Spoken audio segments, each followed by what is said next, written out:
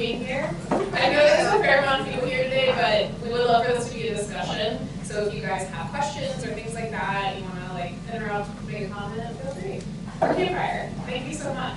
So just to introduce us real quick, we have Christina Kern, who is one of our co-founders, and she creative directs both interiors and branding projects. And then I also have Rachel, who is actually a licensed architect, but she acts as our senior interior designer. And then myself, I'm Christie Thompson. I'm one of our partners, and I lead our marketing, business development, and brand strategy work. Yeah, so today we're going to talk to you a little bit about branded spaces, what that means, why we think they're important, and just some principles for how to help achieve that. Okay, so we've been working on our marketing a little bit with the help of Christie, and we're now really focusing on the fact that we are a woman-owned creative agency, and we really specialize in these brand experiences in both physical and visual spaces. So sometimes that is through interior design as well as signage, and also we work on branding projects that might not necessarily have a physical component to them, but we think that they still have an opportunity to really show that they want to create a true brand experience. So our sweet spot is really combining those two things, so combining branding with interior spaces. So who do we do that for? Usually we are working in corporate, so creative offices, like the one that we're in today. We also work in hospitality, so restaurants, and sometimes retail spaces a little bit as well. And also health and wellness, so we consider this like boutique fitness studios. We're also working with kind of like wellness, dentist office, orthodontics, things like that. Places that really need to, I don't know, up their experience game, you could say. And also with nonprofit clients. So our ideal clients are really seeking to differentiate themselves with their branding and creating this unforgettable experience. Sometimes that also means a branded interior space. So as both Christie and Christina said, tonight we want to talk about interior design, architecture, and branding and how this all collide. So before we get into exactly what that means, we want to make sure we're all on the same page. So we first want to define what makes a branded space. So we've got a few key points that we want to make of how we define a branded space. So first and foremost, a branded space we believe is really grounded in strategy. And what we mean by strategy is that's how we align an overall project vision to the company's brand values, to the audiences, and really what that brand personality is. And so throughout a project, the strategy is really going to act as your North Star, not only during design, but also like even after the project's complete and the project kind of lives on in its like continued life as a space or a building. So we strongly believe that having a strategy gives more longevity to design, since the concept is based on a bigger vision. It's not just kind of a singular thing that's based on trend in the moment. It's really based on something that's going to last the test of time. And then a branded space is also detail-oriented, and I think that can mean a lot of things to a lot of people.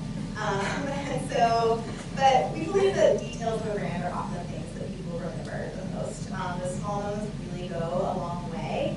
And then one way that we define a successful detail-oriented space is when we're able to provide for someone's needs before they even realize that they need to ask for something. So that could be as simple as something as like a perfectly placed bag hook like under a bar if you're out and about at your favorite restaurant or bar, or kind of looking up and instinctually looking for kind of a way to direct yourself, and then the sign that you're looking for happens to be right where you thought it might be. So you're never kind of lost wondering where you're going to be. So we think those things really add up to an overall really great experience. We also think that one of the most important aspects of a branded space is being cohesive and consistent. Having kind of details that are seamless and tell the same story throughout the building or the space allows you to never leave that experience. So you never wonder, wait, where am I? Like, you get to continue that emotion of being in a brand and in a space, that experience, from start to finish. And so rather than kind of having to leave that, be interrupted by something that feels jarring or different, just kind of have moments of delight and joy is the hope, right? One of those things like you know when you're taken out of it, but you don't realize that you haven't been taken out of it when you're in it, right? So like you walk into a room that's got like the wrong color temperature, and you're just like, oh god, this is so intense. Exactly. So yeah, we really believe strongly that all of those things can add up to a very positive experience. And that also means being reliable. So people know what they're going to get when they enter a space. They feel like the strong desire to keep coming back time and time again because you have proven that they're going to have a consistent brand experience. We also believe that in order for a brand to stand out, it's important to be unique and distinctive, which sounds simple enough, but being distinctive is very hard, especially these days with the saturation of everyone being unique and different, right? So we really think that original ideas are driven by authentic passion, especially from the client side. Having someone that is really passionate about their brand is only going to make it that much better. And then obviously a lot of research and kind of digging in and making sure that you understand what is needed for the brand and then you kind of come up with a creative solution. And then often those memorable brands, they challenge your expectations and then they come to delight you with those unexpected solutions. And then kind of the final piece of that branding puzzle in terms of what defines a branded space or how we believe a branded space is defined is the need to be ever evolving. Static, unchanging, stale brands, they're going to get left behind. And so in order to keep people interested, you do kind of evolve with the times. That doesn't mean that you reposition your entire strategy. It just means keep it fresh. If your audience is telling you something, listen to them, and then kind of evolve in a way that continues to reflect your values so that you're not kind of just paused and moving forever. And we think that that shows really a lot of maturity and growth, but it's not necessarily trend chasing either. Next, we want to talk about why should you care about this. So I'll hand it over to Christie. Yeah, so once we're on the same page of like, what are those details and experiences that make you feel like there's something different happening here? Why not only should we care as designers, but like why should our clients care? Because if our clients don't care, then we don't get to work on that kind of stuff, right? So part of this is helping educate our clients into what does a branded space mean, and then also why they should care about it in terms of their bottom line. Branded spaces, we believe, are the expectation at this point. They are not the exception. So when we think about moments where, like, in the past, maybe having like an incredible menu with like really high quality dishes would get people keeping coming in the doors. Like, we're in a post-pandemic world where we're like, in order to get out of my sweatpants and leave my house, this experience better be top to bottom, A+, 10 out of 10. And I don't ever want to leave that, right? I want every single detail to tell me something really special. And also, every market is now more saturated than ever. So when you think about like big box brands, when you think about like direct-to-consumer brands online, Instagram companies, like there are so many options for us to choose. And if our clients want people coming in the doors, they have to go above and beyond to make sure that experience is really special. It's a differentiating factor as well. So if you think about kind of in these spaces that are really competitive, your physical presence, your experience in person is a way that a brand that sells a very, very similar item to somebody next door can differentiate themselves. So what we really mean by that is like basically to enter the market on an even playing field with the rest of your competition, you have to create something branded.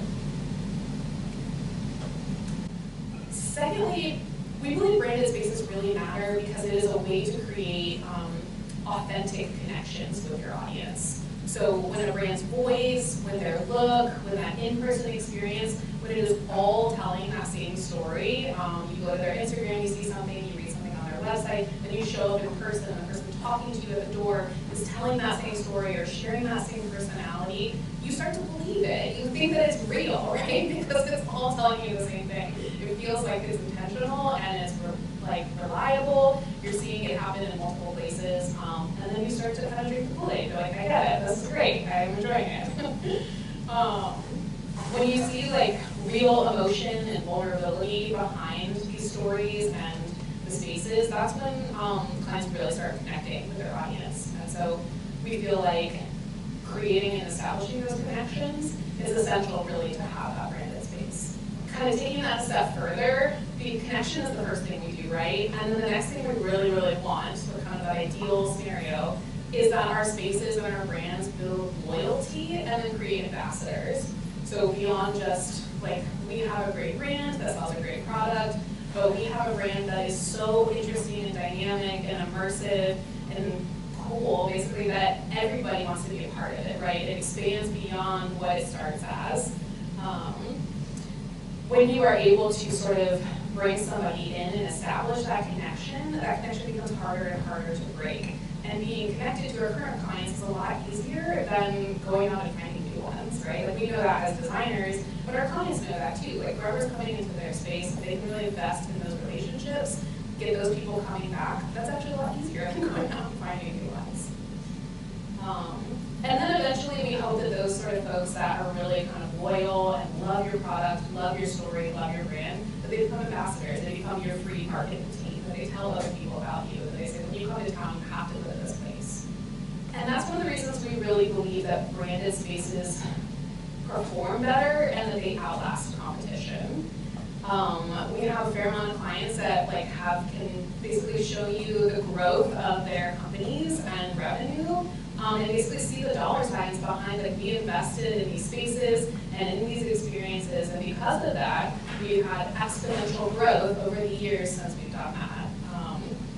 Some of the clients, like High Point, which is a barbershop in Richmond, they've grown from 1 location to 3 locations now, and we worked with a bar, the Jasper. They've gotten a lot of attention from being featured in like national magazines to being on a TV show. Like, they are the place that if someone's like, we want to go to a bar in Richmond, where should we go? Somebody's going to stay in that space because they put an incredible amount of attention into the experience. So brands that are refusing to invest in that sort of immersive experience, they tend to be the ones that come and go. They're the ones that are kind of interesting and unique for a moment, but if the experience isn't reliable, if it's not consistent, if it's not telling a story that makes sense, then those are the ones where you're going to say, I don't know, the space was cool, but the food wasn't great. Or sometimes I go there and it's awesome, and sometimes I go there and it's not so awesome. Like, those reliability details are important too, which obviously are beyond our ability to control as designers, but are an important part of talking to our clients about what a true branded immersive experience really is.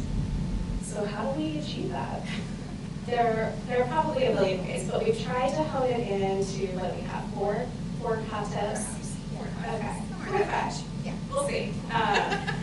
So first of all, we think that it is really on you to encourage your clients to invest in a brand identity or strategy. You're asking them to go and either partner with somebody or you're doing that work yourselves, but make sure you have a really good understanding of what your client strategy actually is.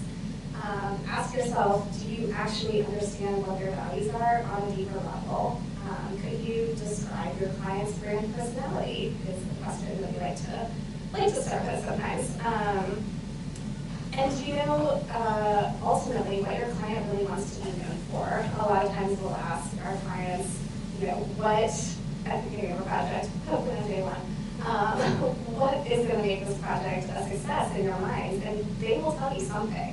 And it's up to you to really listen to that and note it and follow that through the project. So really making sure that you have that deep understanding of what your client wants, who their audience is, and another thing we like to talk about is what are their pain points. And those are kind of the little details that formulate this strategy that you can then start to do the next step. Really use that information to inspire your design work. So we like to say it's kind of like that Instagram meme, tell me what you want to tell me without actually saying it. Sometimes you want to be just a little bit more subtle. So like this is a bar in Richmond and we're saying, tell me you're in a tropical Mediterranean destination without saying like, welcome to Greece or something. Not that I wouldn't want to be in Greece, I would. So that's fine also. But yeah, you want people to be inspired by their branding without necessarily being too literal with things. So, your client might have a brand color, say it's red. That doesn't mean you just paint an accent wall red and you're done. really is about the strategy and those details that you've established earlier in the process. And I think the important thing that we want to get across is that as designers, as architects, it's really your responsibility to understand what those details are and maybe pull them out of your clients. So the next step is to use custom details to connect further. So we like to say this is that opportunity to take something, something maybe basic and make it really special. Think about ways to take that item that is off the shelf, maybe give it 20% customization, maybe 80% customization, depending on how you're feeling that day. But there's so many opportunities, like once you have those details and that strategy foundation, to really, take something that could be pretty ordinary and customize it a little bit more to start to really tell that brand story for your client. So like for example here, this like ceiling feature that kind of mimics the sprinkles on cupcakes at a cupcake shop, for example. But it can be simpler too, like a table detail or asking if a product comes in a custom color. A lot of times it's not that much more effort to just kind of tweak things ever so slightly. That's something that's happening a lot in this building. Oh yeah. It's happening a few times in this building. Yeah. Speaking of this building, yeah, the last thing that we've thought of, and this can sometimes be a little bit challenging, but we really believe that sourcing from a wide range of vendors is essential for achieving that truly branded space. This one, like I said, can be a little bit challenging, but we promise it is worth the effort. And it's really how you achieve that kind of custom lived-in feel is when you're really, sourcing furniture and fixtures and finishes from lots of different places. It is what actually creates that sense of life in this space. You think about how if you go to somebody's home and you're like, oh, I love this space, it's because they didn't buy everything all at once, right? Likely. I don't know. Maybe one day I want to be that person. But, like I've acquired, I don't know, my grandparents' dining room table and then a couch from wherever, Bruno or something.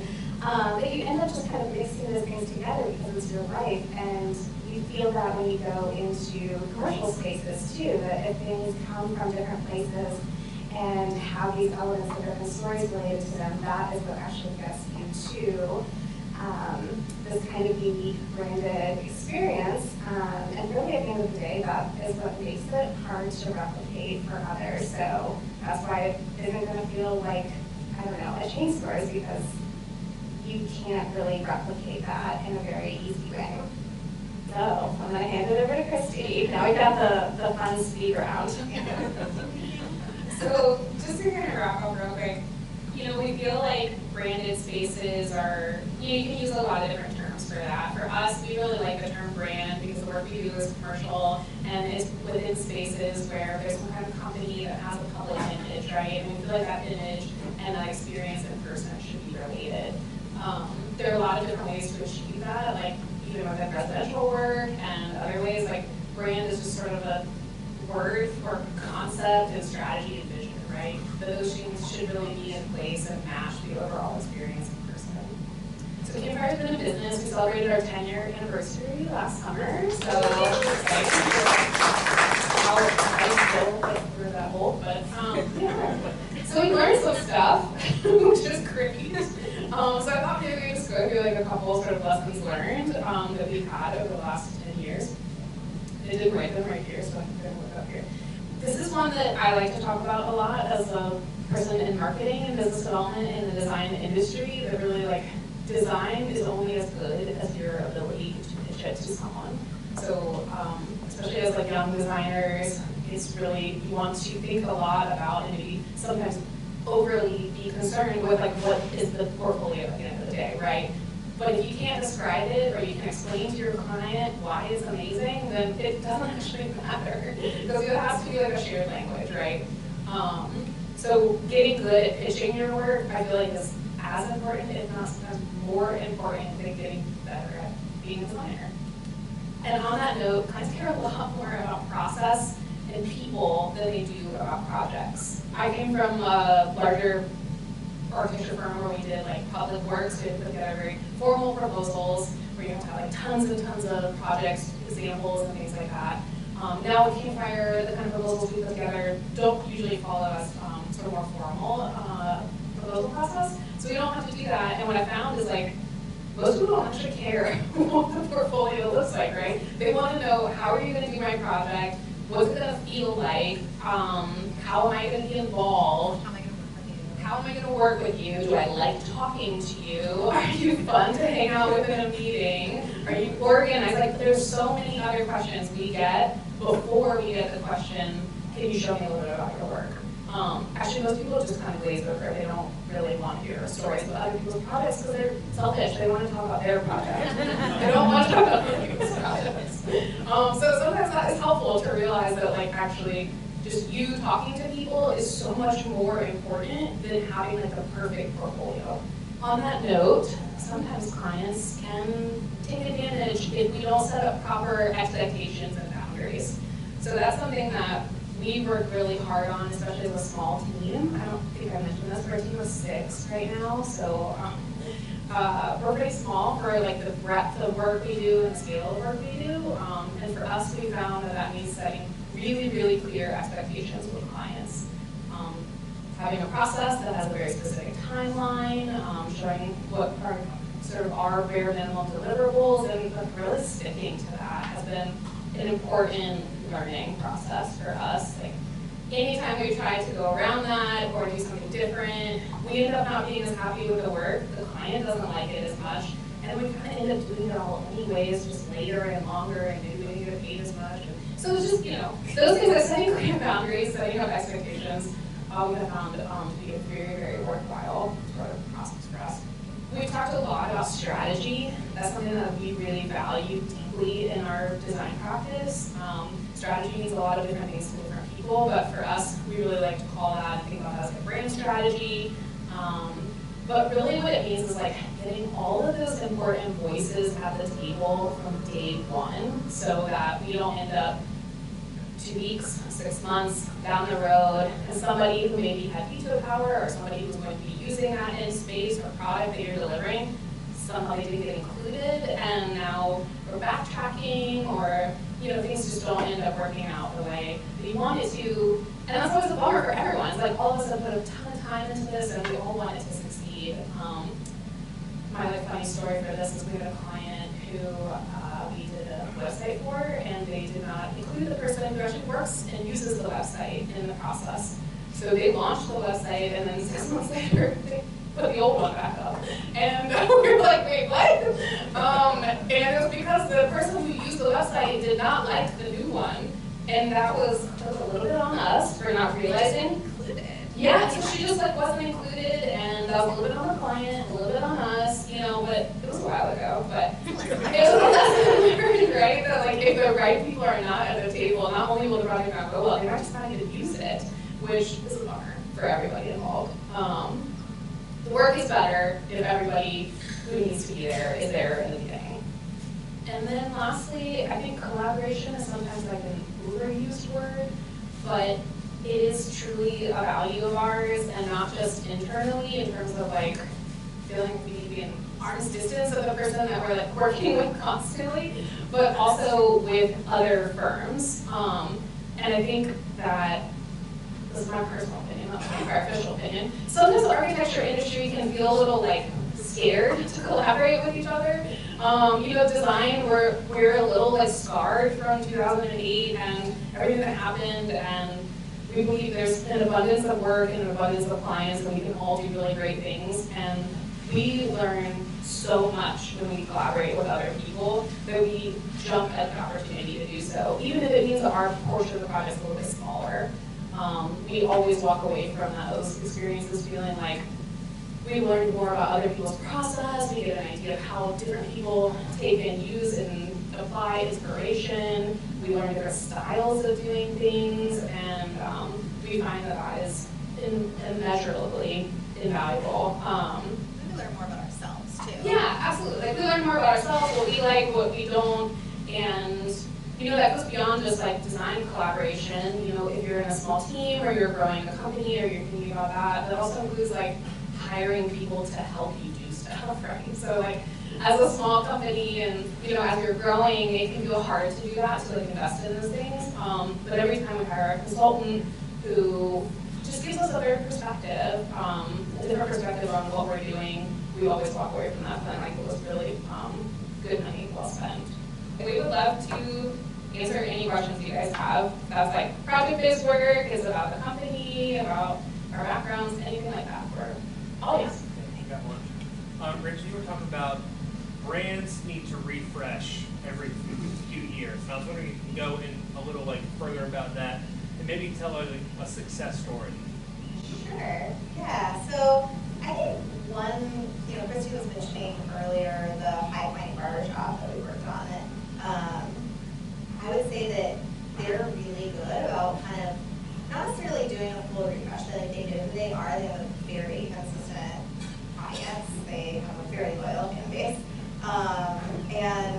But they, with each location, they're very intentional about not just replicating. So it's not just, oh, we had a successful, you know, first space, we're opening a new location, let's just do exactly the same thing.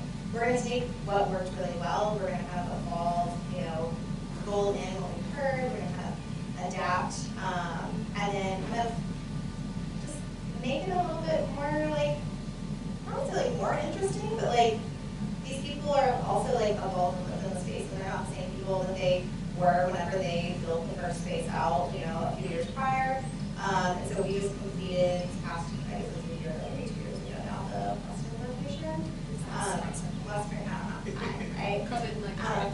We know. But anyway, so we kind of like took that original model, like they were very like, leaned more into like the vintage aesthetic, very like old school barber shop. And we still took elements of that and created it into like the next location and then the next location, but it's kind of systematically going like a little bit more minimal, a little bit more like, I don't know, sleek in a way, but like still has those like roots of being in that kind of like vintage barbershop era. But it's kind of evolving, it's not just staying with that same static sort of initial idea. But they still feel cohesive together because there are elements that carry through.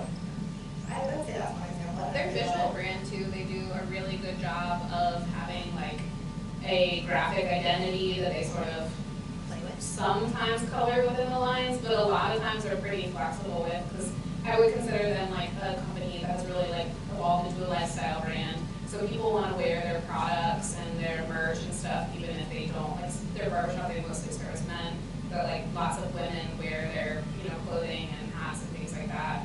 And I feel like that's a testament to just the culture they've created, that people want to be associated with the brand. So they're really playful with like their merch, whereas their spaces are a little bit more restrained. So they've kind of picked ways to just be more creative with it over time, and it makes you interested because you want to see what the next like drop is. Or right. So it's not like a full refresh, it's just like little fun drops. Yeah. That was actually another question about like merchandise as a way of expanding the brand, which can you see that as a way of expanding the like interior space, like the brand of the interior space, using the logo or brand to like kind of take that beyond the physical space? So one thing that shows up a lot in our spaces is literally how do we display all this merch. And so like, you know, we're working right now on a dim sum shop, and they've got this like retail component of like things they're going to be selling in addition to like their grab and goes and like their pickups and everything. And so like, how do we take the brand? Like we're thinking about where the logo is on the bag, how it's going to hang, how it's going to be what you experience when you walk through the front door. So thinking about those elements, how the pattern we developed for the brand can translate to a custom wallpaper in the bathroom. Like it's not just taking the logo and having it on spot. It's taking like the brand identity and kind of integrating it through like phrases that show up in moments of like kind of key signage moments. So there's like a lot of other components that I would say start to fold in beyond just kind of like a singular signage moment. Running your own space, like are you constantly evolving within your own space? Yeah, right here. That's fine. It's just a process. Yeah. In our own space, well, so we refreshed our space, I think also in what, 2021 maybe? Sort of like after we came back to the office, it really felt like a time where we actually had different functional needs in our space as far as taking phone calls and Zoom meetings versus being in person most of the time with our clients specifically. And so we took that opportunity to, build out different spaces, but we did kind of also update just like the signage throughout the space, which we primarily use just so that we're, using those names on a calendar, booking the spaces appropriately. But we really thought about, what we wanted that to look like. We do also share our space with another company, another kind of consulting firm. They don't work in design necessarily, but they like being around design. And so we really had to kind of come up with a system that we, worked for both companies. I would say overall our approach in our space is, pretty minimal and light, a little bit more casual. We did create a brand for the space, though. We did, yeah. The space has a little bit of a brand to it. That's kind of like the blend of our two businesses. So, yeah, that's how we approach that. But yeah, probably not as much Not as branded detail as as you we would would give our expect, clients, Yeah. But I think part of that too is just that we don't, we're not doing a lot in person. I don't know how you guys have been meeting with clients post-pandemic, but we are doing probably 90% of our meetings are virtual now, and 95% of our meetings were in person previously. So we just continued to do virtual work. We found that it worked. Presenting graphics and visuals on individual computer screens actually is sometimes easier than printing things where you gotta worry about what your printer's gonna do that day. And then, honestly, I think our clients really enjoy the flexibility of not having to come to our office. Not that they don't like it, it's just, everybody kind of, it's just easier, right? So we thought a lot about what it was gonna look like when we were on a client meeting virtually. So thinking about what's in your background, what's behind you, what color you're gonna paint the wall, not yellow or something that's gonna wash you out or make you look weird. But right, we do share our space, so it can't be fully branded to us. But we did, I think, strike a balance of it feeling artful and professional. Right. And I would say clients walk into our space and they think that it feels like us. So it's somehow working. The company we share our office with, we share a lot of values, and I would say even our brands are we did their brand. they're sister brands almost. Our colors are complementary. Even the names of the company. Both of our businesses, we're at Campfire, and their company's called Spark Mill, so there's a little bit of a wood movement happening there. So we named the building the Wood Lot, and so we did sort of a thematic scenario. It's not super literal. But it all kind of weaves together and I think creates sort of what we're saying. It's still cohesive between our two companies in a way that their clients don't feel jarred walking into the space oh, are we in the wrong place because we're at Campfire? I'm no, you're in the right place and you're welcome to be here clearly. Can I also get you coffee? Okay, so I'd love to, and I'm sure more people would too, the story of the jumping off point that when I started Campfire Co. You did it together. So I want to hear about this. So not pictured here, there's another member, Lauren Stewart, and Lauren and I went to BCU together, so we actually met in our very first college class together ever. And we were friends all through college. I think she was actually the one who said, you should, major in interior design. I think I was going to do crafts, apparently. We went back down memory lane the other day and realized, Lauren saved me. But so we met in school. We went through an interior design program together, and sort of similar to architecture. There were lots of late nights. She would come over to my apartment. We would be at the studio all night together, etc. So we spent a lot of time together, maybe working on each other's projects. Sometimes we usually did our own work, but there was a collaboration at the beginnings of it. She would build my models. I would paint her renderings for her. It worked well. Anyway, and then after school, I went to work at an architecture firm. She was freelancing with a smaller interior design company, and like Christie mentioned, 2008 came around, everything was kind of like up in the air. We decided to go on a big road trip because why not? Anyways, we traveled around the country together, camping mostly, staying at friends' houses, etc. And then a while after that, the idea for Campfire Co was born. And then we, like to be kind of playful and draw these analogies between collaborating and, working together to build a fire, and etc. So, kind of came from that. And then, I don't know, we bumped into Christie somewhere. I still can't quite remember meeting you in a way that is almost painful to me. Do you remember? Yeah, so Christie showed up one day and mentioned that she wrote proposals, and I was like, I hate that part. Well, you guys were like, they worked at a, I thought this was so important for the growth story, but they worked at a like pretty early co-working space, like kind of before co-working was a thing. And that studio space, they hosted lots of cool creative events, and I was like a wannabe creative, and so I just lingered.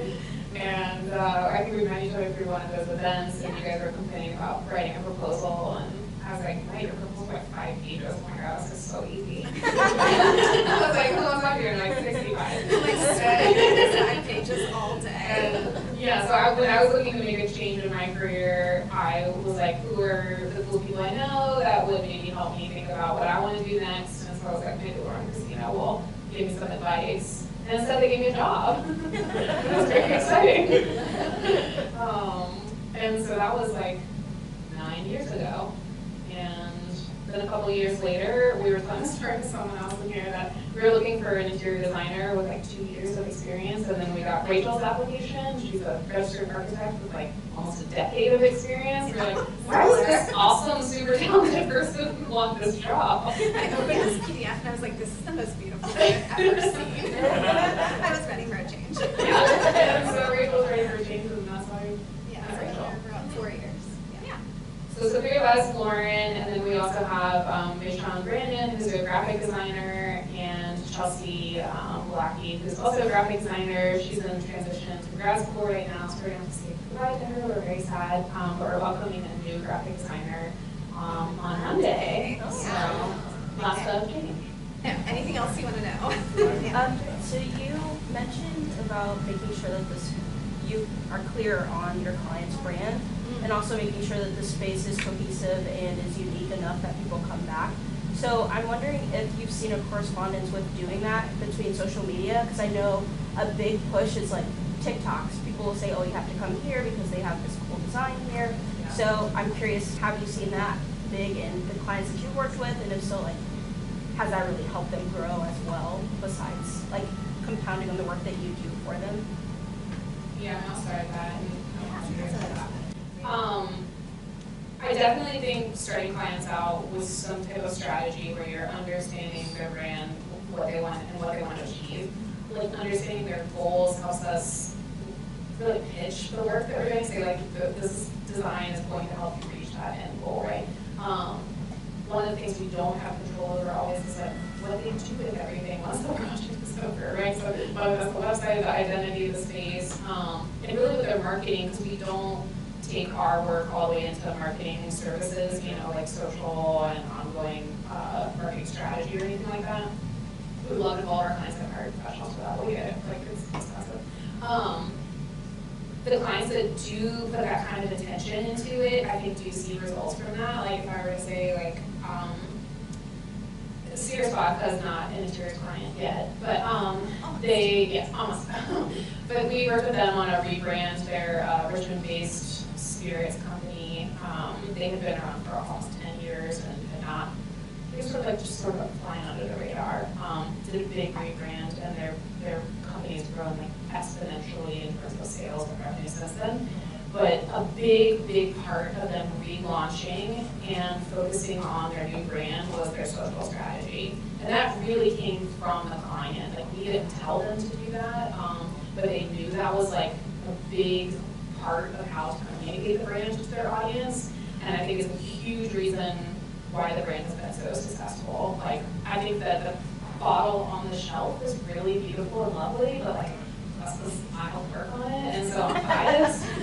We worked really hard on that, and it does stand out. And I do think like it has made a difference for them with like ABC, and there's, I guess, lots of hoops you have to jump through to get proper placement and additional opportunities and sales and things like that within the ABC world.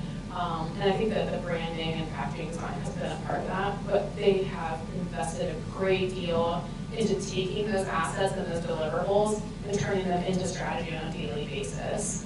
Just their photography and stuff. Yeah, exactly. Photography is something we talk about with clients a lot, especially clients who we end up in like a web project with. Really trying to explain to them that like the brand is only going to take you so far if you don't have like photography that matches that same sort of aesthetic and vision and personality, and then you're consistent with it. So we try to encourage people to be like, you should maybe hire a professional photographer like once every 6 months or something, just refresh your library. So we try to talk about those ideals with clients, kind of like plant the seed, and we hope that that's enough to kind of get them to connect. But as far as like TikTok and stuff goes, I know for sure that's like, I have a friend who worked on the, I don't know if you guys know Mary Mill Winery. I think it's in Charlottesville. No, it's like it has a very, very whimsical interior, and they worked with some Instagram or TikTok influencers, had some videos, and they just like were selling out every weekend after that. But it was making sure that people saw the interior, right? That somebody actually saw the work that somebody put time into. And for us, it's like, I think somebody's even talking to clients about like, okay, you put all this time and money into this beautiful restaurant space. No offense, but don't just show photos of your food. Like, people want to know what the experience is here. And like, I can look at a photo of foods and be like, yeah, that looks like it might be tasty, but that's not really actually telling me much. Like, I want to know, like, what's the lighting level going to be like? You know, what are the tables like? Can I bring like 6 people here and it be comfortable? Is it really busy? Is it really small? Is it intimate? What's going on? And so just like encouraging clients to understand that the design work that they invest in is like a marketing tool for them. So that they should invest in sharing about that and talking about it. But it's a great show. You talked about trying to figure out a brand's personality and how that influenced the interior environment. Since y'all designed Assembly, can you talk about how you figured out Assembly's personality and some of the decisions y'all made because of that? The original strategy. I mean, there was many layers to the personality, but the thing that really stands out to me the most about that day was a comment that somebody who doesn't necessarily work at Grow anymore said that she was talking about a space that might have been in California that she really liked, and she said, I just want it to be a place where you can see people working in different ways all the time. So this idea of like with all the class and kind of being able to see into these different offices and transparency between different offices, between different working fields, people not doing necessarily the same thing. There was this idea of transparency that really, I think for me, like came to light that day in that strategy session. The personality, I mean, I think it had to be very sort of like welcoming and inclusive to lots of different people, but also have enough structure to it that, you know, people can feel comfortable and safe here. So those are the things that really stood out to me from that strategy session. Do you remember? Well, I was just gonna say, like, I had this whole story about like the levels and kind of like the differences of traditional and modern or whatever. Oh, kind of moving through the space. Yeah. So the first floor, kind of with the history of the building, really wanting to make that evident. So I think there were many more like nods to the history of the building, kind of taken or like referenced on the ground level, and then moving your way up through the space, and then adding this penthouse. There was the opportunity to make it feel much more modern up here, and so really kind of like wanting to connect. And then I think WPA did a great job, like the open stair and the atrium that really kind of connects all the way through the building. I think was sort of part of your original vision and pitch for the building. So I think all of that kind of working together is what really, I don't know, created that framework and personality for this brand. Yeah, I have a question. So, clients, I assume not every single client has the budget that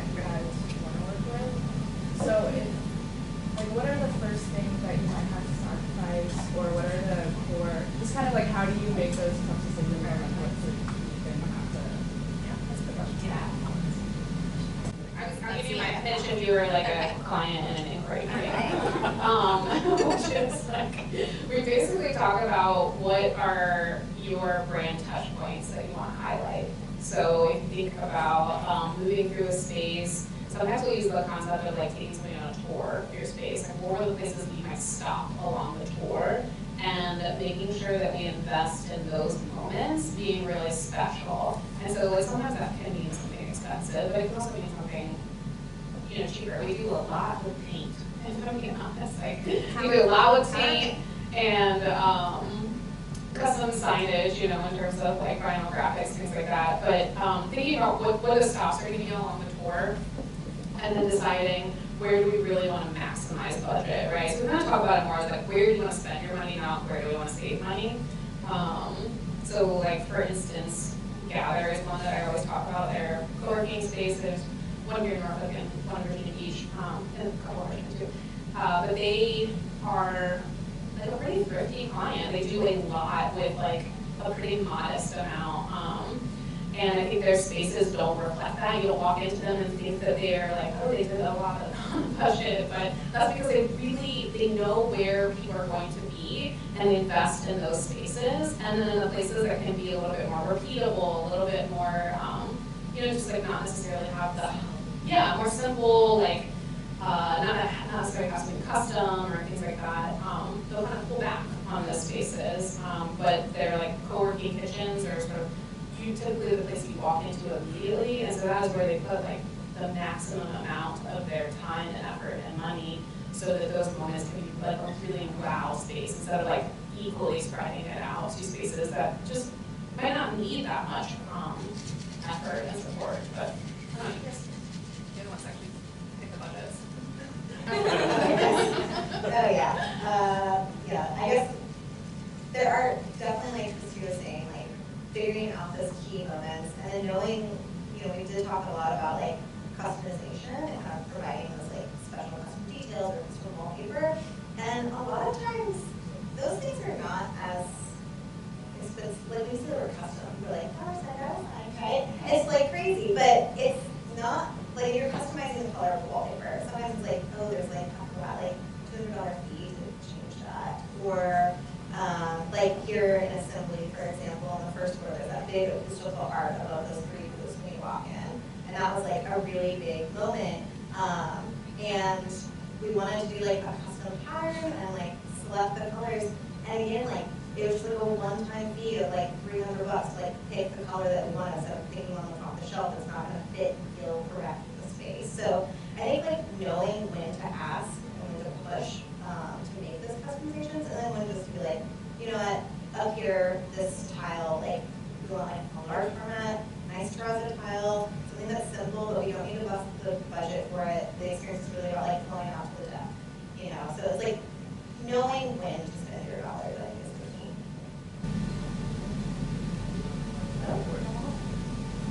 And I don't know if I missed this, and I came a little late, but where do your name come from?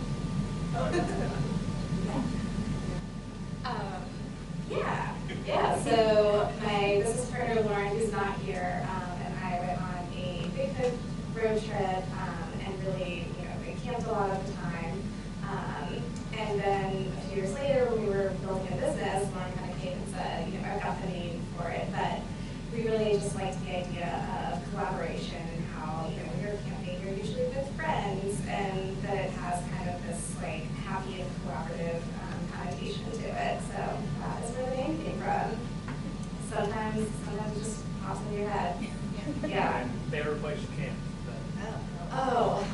Definitely the Badlands, for sure. Yeah, without doubt. Let's see. I think there's some other good ones, but I mean that was just magical. It's like you're on the dune. Anyway, it's very great looking. Yeah, there was also a really good one, just kind of like this night driving down the highway from, let's see, I think we were driving from Portland to like San Francisco, and we're also very young then. When I think about my children, I'm like, oh my God, do not ever do this. But yeah, we just didn't really realize how far it was to the next city, and that it was the middle of summer, there were no camping spots available. We literally like pulled into a campground. There's like the ocean on one side and like cliffs on the other. Anyway, we were very dumb. We pulled into a campsite. They're like, yeah, there's not any more camping spaces here or anywhere by the time the end of the night. And the guy at the check-in station was like, okay, I'll tell you my secret spot. He's like, you go another 3 miles and then you go up away from the ocean, drive up this road, and you can just camp up there. And we totally did. I mean, there's nothing else to do. I definitely got bit by a gigantic spider. But I jumped out to Austin. I had to go to a first aid place. They just had like little medic clinics there, which I never been to before at the time. It was great. Anyway, but yeah, I mean, it all worked out. Yeah. I'm alive. Any other questions? Maybe that's a great note to. Yeah. Thanks for your hand.